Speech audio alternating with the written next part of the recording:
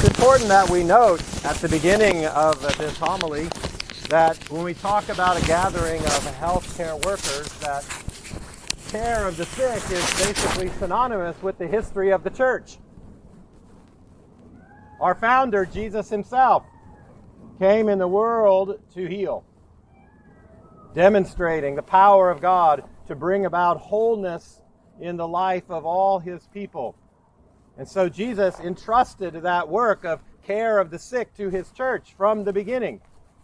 And not only was it a task then of people of faith, but as it developed, it became synonymous with the advancing science that we grew to understand about the human body, the knowledge that would allow us to cooperate, to bring together the spiritual reality of the soul and the body that is dignified enough that Jesus himself took up the body.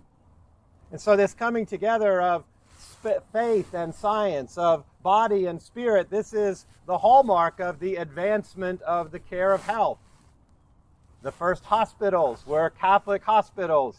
The first doctors were Catholic priests in many cases. In fact, I was curious, since we are having Mass here in this historic place, what was happening in the larger world of healthcare as they were landing in this place and began to celebrate Mass right here. And so it was 20 years after that landing, that was the founding of St. Augustine, that St. Camillus de Lellis started a group of priest doctors. And so we see at the same time as the faith was beginning to take root, and the people that brought the faith to this place would bring the message of the gospel, well, they would also then bring this growing understanding that as the church takes root in a place, part of the mission of that church is the care of those who are sick. In the history of our diocese as it advanced, there are heroic examples of those who would step out in faith, trusting that God would care for them. I think of the Sisters of St. Joseph and those who died during the yellow fever epidemic, their willingness to extend a hand in the care of souls, even with the risk that it would be for them. So we stand in this place honoring the work of Catholic healthcare today, but especially in this place, we are very mindful that we are part of a long tradition, that it is in this effort that we can share in the mission entrusted to the church by Jesus himself.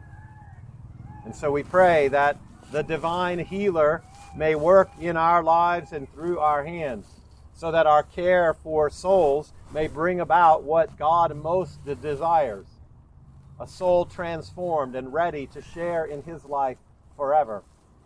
Now we are gathered here because there is also the pilgrimage for healthcare workers happening in Rome. Our gathering is a little bit after that, which means then I have some words of our Holy Father to share with you. Pope Francis, who of course is now a great witness to the dignity of someone who is suffering.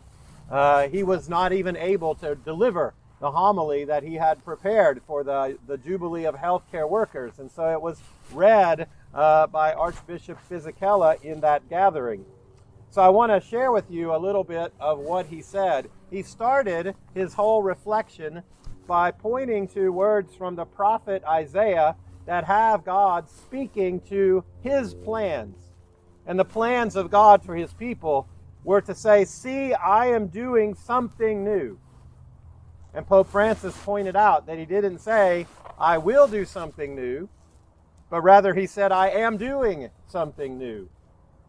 Now, he said this to a people where it seemed everything had been lost. They were in exile. Everything that they had pinned their hopes on seemed to be taken from them. And in the midst of their suffering, God said to them, "See, I am doing something new." It was difficult for them to understand that because the reality of their suffering was so present for them that it was difficult. And yet the prophet was sent specifically to remind them that there is a hope in God that transcends the struggle of our human reality. And so the challenges that were faced by the people he spoke to in many ways can be compared to the challenges of caring for the sick, of the experience of human weakness that is all too real for many of us. What's happening, what God is doing new, is that when we can take the reality of human suffering and respond to it with a trust in God, well, then God begins reshaping our hearts and our souls. God begins to build in us an understanding of the reality of something greater. And so hope begins to grow because God is at work, even while we are facing that suffering. And the limitations of human weakness, they point us to the fact that while our hearts desire something greater, our hearts must not be misdirected. There is something in us that knows there is something greater. And so if we can tap into that understanding of something greater in the midst of our human weakness, what we are left with is the ability to cling to God Himself, to understand that we are made for something beyond even this human body, that there is this soul that surges in us even under the weight of human weakness. What God is doing new in our lives is the shaping of that understanding, the reality that the weakness of our body points to the fact that there is something more that our soul desires. Now, I want to share two particular quotes from Pope Francis from his homily for this Jubilee. The first one directed to healthcare workers, and the second one directed to those who are sick. This is what our Holy Father tells us. Dear doctors, nurses, and healthcare workers, in caring for your patients, especially the most vulnerable among them, the Lord constantly affords you an opportunity to renew your lives through gratitude, mercy, and hope. He calls you to realize with humility that nothing in life is to be taken for granted, that everything is a gift from God. To enrich your lives with the sense of humanity we experience when beyond appearances, only the things that matter remain. The small and great signs of love. Allow the presence of the sick to enter your lives as a gift, to heal your hearts, to purify them of all that is not charity, and to warm them with the ardent and gentle fire of compassion. Extraordinary way to encourage those who take on this role of the sick. As people of faith who care for the sick, it is crucial that we never separate body and soul, that we recognize that while we search for every possible way to bring healing to the body, that we recognize that the body will always be limited. And yet there is something more that can be developed and grown if we understand properly who we are.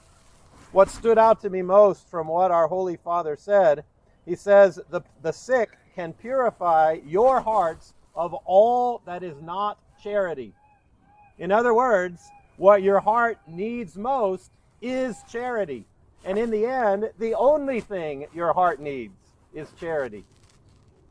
And so the reality of our limitations, the reality of love as establishing a bond with those that you care for, it can produce in you a stronger charity that you might not experience if not for caring for the sick. So it's a specific opportunity by your vocation to come face to face with the purifying reality that can result in greater love. This is what our Holy Father holds up for us as a way to better fulfill the vocation of healthcare and to experience the renewal that comes with hope that we seek in our Jubilee year. Now, a quote from our Holy Father speaking directly to those who are sick. I have much in common with you at this time in my life, dear brothers and sisters who are sick. The experience of illness, of weakness, of having to depend on others in so many things, and of needing their support. This is not always easy. but it is a school in which we learn each day to love and to let ourselves be loved without being demanding or pushing back, without regrets and without despair, but rather with gratitude to God and to our brothers and sisters for the kindness we receive, looking towards the future with acceptance and trust. The hospital room and the sickbed can also be places where we hear the voice of God speak to us. Behold, I am about to do a new thing. Now it springs forth. Do you not perceive it? In this way, we renew and strengthen our faith. The heart of the message that the Pope gives to us for both healthcare workers and the sick, the uniting force, again, is love. He challenges the sick to recognize the purifying reality of love in being receptive. Unfortunately, it is part of our human weakness that we tend to resist receiving love. And yet, without receiving love, we cannot enter into the point of love, which is a deeper relationship. A relationship cannot exist without both the giving and the receiving. Both are required to form the kind of unity in love that is the communion of our life with God. And so as we celebrate this Mass today and recognize that at the altar the Lord invites us into communion with Him in the particular way the Eucharist offers, our prayer is that we will continue this mission according to the desire of God, that we will recognize that God is doing something new, so that in every interaction, whether you are giving or receiving, whether you are searching for healing of body or soul, that we recognize this power of God at work, so that we can be purified of all that is not charity and enter into the greatest source of hope, our belief in the union with our God that our God so desires.